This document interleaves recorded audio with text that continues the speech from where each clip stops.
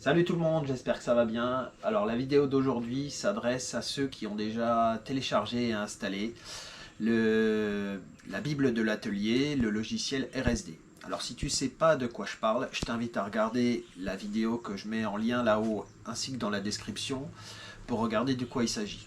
Alors j'en profite aussi pour rappeler que le lien du manuel d'atelier RSD, je ne le partage qu'avec les abonnés contributeurs. C'est quoi un abonné contributeur? C'est tout simplement quelqu'un qui a fait un don pour soutenir la chaîne. Je suis obligé de le préciser parce que même si c'est marqué dans la vidéo, il y en a certains qui ne comprennent toujours pas ce que c'est qu'une contribution. Alors on revient à nos moutons. Vous êtes nombreux à me signaler que la manipulation du fichier ISO avec le logiciel Daemon Tool est fastidieuse. Et ça, je vous l'accorde, c'est vrai.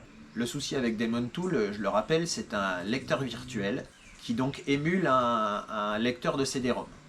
C'est-à-dire que le fichier ISO est ouvert par ce lecteur virtuel, et ensuite tu te retrouves avec une présentation comme si c'était un CD-ROM dans lequel il y a tout un tas de fichiers qui ont été installés. Pour lancer RSD, il suffit de cliquer sur rsd.exe. Le problème, c'est que bien souvent, lorsque tu éteins ton ordinateur et que tu redémarres, le fichier ISO a été démonté de Daemon Tool et il y a toute la manip à refaire et c'est quand même assez chiant.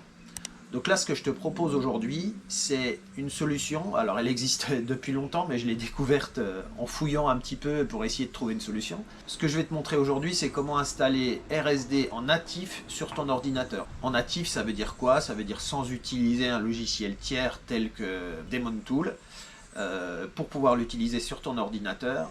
Avec cette manip-là, RSD sera installé à demeure en permanence et tu n'auras plus de manipulation avec Daemon Tool à réaliser. Donc pour ça, tu as uniquement besoin de ton ordinateur portable sur lequel tu as le fichier ISO.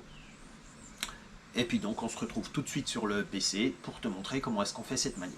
Allez, c'est parti. Alors, lorsque tu as ton fichier ISO ouvert dans Daemon Tool, tu as ceci là. Pour ouvrir le RSD, d'habitude, tu cliques là-dessus, mais là, on va utiliser cette application-là, copie rsd.exe. Tu fais un double clic dessus et tu as cette petite fenêtre qui s'ouvre.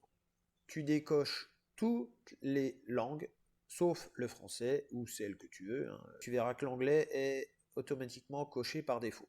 Ici, tu vas indiquer l'emplacement vers lequel tu veux installer RSD en natif. Donc tu cliques là, tu choisis un dossier de destination. Moi, pour la vidéo, je choisis Documents. Attention à bien créer un dossier RSD dans Documents, sinon tous les fichiers seront transférés en vrac et ça sera ensuite un bordel sans nom pour organiser tout ça. Ensuite, on clique ici, on clique sur OK. Moi, comme j'ai déjà fait l'installation une première fois, j'ai ce message. Et là, on est parti pour plusieurs minutes de transfert de données. Voilà, on est arrivé au bout du transfert de données, ça aura pris en tout et pour tout 15 minutes. On clique sur OK et sur Quitter. Dans Documents, cette fois-ci, on a bien un dossier RSD, considérablement allégé puisque on a supprimé toutes les autres langues hormis le français et l'anglais qui est installé par défaut. On va désormais créer un raccourci sur le bureau, donc on clique droit sur rsd.exe, envoyer vers, bureau, créer un raccourci. Sur le bureau, on a bien un raccourci RSD qui a été créé. Donc la première chose qu'on va commencer par faire, c'est renommer ce raccourci. Donc clic droit dessus, renommer. Et là, on laisse RSD ou RSD BMW comme tu veux. Ensuite, deuxième chose, on constate que l'icône il est vraiment de qualité graphique très médiocre. Donc on va le modifier. Donc pour ça, on clique sur clic droit, propriété, changer d'icône. Là, on va sur parcourir et on retourne dans l'emplacement du dossier RSD et on choisit celui-ci, bmw.ico.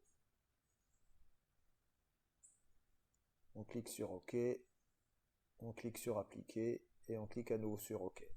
Et là, on se retrouve avec un icône qui est de bien meilleure qualité que le premier qui a été installé. Moi, j'ai créé un icône détouré, c'est-à-dire sans le cadre blanc. Il n'est pas dans le fichier RSD puisque c'est moi qui l'ai créé, mais je te le mettrai en téléchargement, un lien de téléchargement dans la description de la vidéo. Voilà, l'installation en natif est terminée. Pour lancer RSD, il suffit de faire un double clic sur l'icône et RSD se lance.